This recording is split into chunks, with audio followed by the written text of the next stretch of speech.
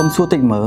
ស្រីគ្នាយើងធ្លាប់ដែលពិនិត្យសដនដោយខ្លួនឯងអត់នឹងអត់ថាការដែលយើងជាមនុស្សស្រីអាចជាឱកាសមួយក្នុងការរកឃើញជំងឺមហារីកសដនបានទាន់ពេលវេលាជាពិសេសលឿនជាងគ្រូពេទ្យពិនិត្យទៀតតាំងពីតូចអូមិនតូចទេដូចខ្ញុំធំហើយមានពាក្យមួយឃ្លាដែលព្រហ្មម៉ាញគាត់តែងតែនិយាយថា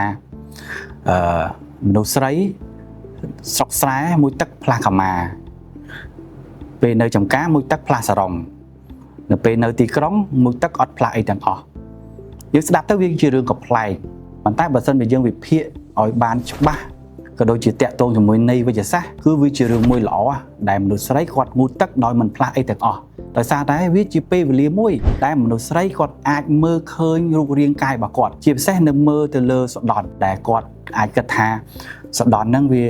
ត្រឹមត្រូវដូចជាវាមានភាពអ្វីដែលជាមានភាពមិនប្រក្រតីដែលគាត់អាចកត់សម្គាល់បានជាពិសេសក្រោយពេលគាត់ងូតទឹកហើយគាត់អាចឆ្លុះកញ្ចក់មើលក៏ដូចជាគាត់លើកដៃទាំងសងខាងឡើងមើលថាតើសដនរបស់គាត់នឹងប៉ិនគ្នាអត់សដនរបស់គាត់មានដុំអីមួយដែលកើតឡើងខុសប្រក្រតីអត់នៅពេលដែលអ្នកនរគ្នាចំណាយពេល5ទៅ10នាទីក្រោយពេលងូតទឹកហើយពិនិត្យក៏ដូចជាស្ទាបសដនដោយខ្លួនឯងរកឃើញអ្វីមួយដែលខុសប្រក្រតីហើយនោះអ្នកនរគ្នាប្រកាសជាឆ្ងល់ហើយ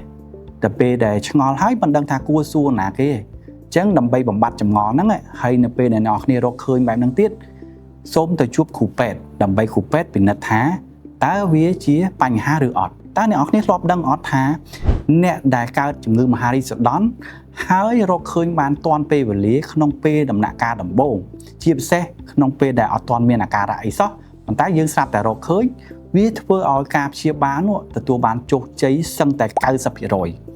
នឹងហើយគឺជាទម្លាប់ដ៏ល្អមួយដែលស្ត្រីរបស់យើងគួរតែធ្វើនៅពេលងូតទឹកហើយ